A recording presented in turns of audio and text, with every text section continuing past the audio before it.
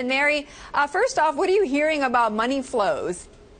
Well, it's definitely an open question right now. People really have their eye on this and they're trying to figure out what's going to happen. One of the main things that people are debating is the size of the fund. Is that an asset or is that going to be a liability for him? He's obviously been very accustomed to having this giant network of people. He draws ideas from the traders over here and the traders over here. And so to what extent with just one trader will he be able to replicate whatever performance he's been able to have at such a smaller fund?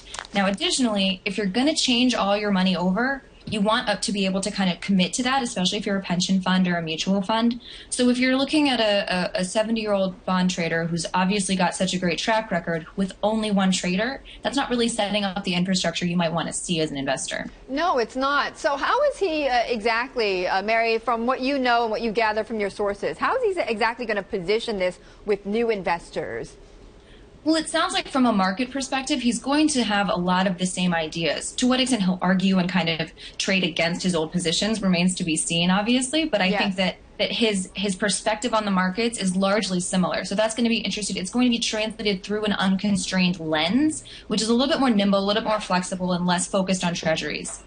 And Mary, you just heard Mohamed El-Erian say that he believes Pimco is in good hands with the bench that they have now. But what about the Total Return Fund, which was the fund that Bill Gross directly managed? What happens to that fund, and and how are those hands on that fund now?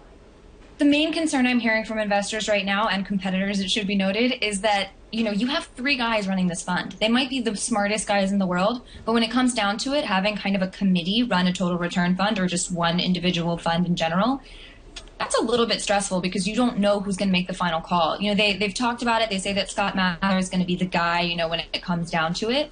But it kind of seems like you're going to have a lot of warring factions. And these are big personalities. These guys are obviously very competitive and ambitious and very smart. So what happens now is kind of, again, an open question.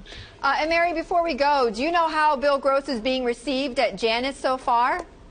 They're really excited. I think that they know that they kind of signed up a big celebrity. They wanted to make a splash, and this certainly is doing that. So I think they're stoked. All right, Mary, thank you so much. Mary Childs, who is out there in California near Pimco headquarters.